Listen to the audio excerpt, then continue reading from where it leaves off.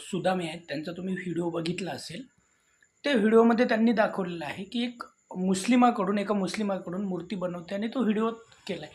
एवढं ट्रोल केलं आहे लोकांनी त्याला की मुस्लिमांकडून म्हणजे तुम्ही काय जातीयता हे ते बिचाऱ्यांनी तो अक्षरशः त्यांनी डिलीट केला आहे तो व्हिडिओ.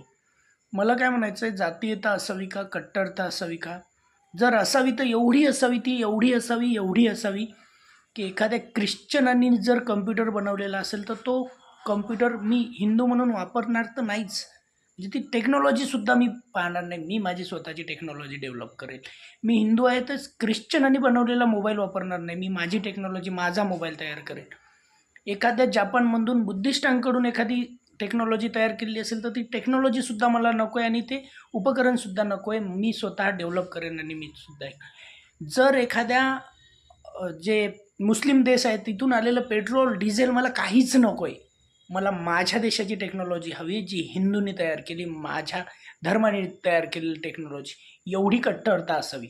असेल तयारी तरच मग ती कुठलीही मूर्ती असो की काहीही असो, ती धर्माकडून एखाद्या नको आहे तर नको आहेच.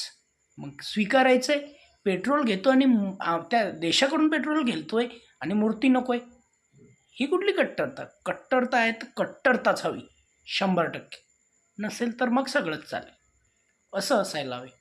सुदामे, तुम्ही व्हिडिओ डिलीट केला, चुकीचं केलं.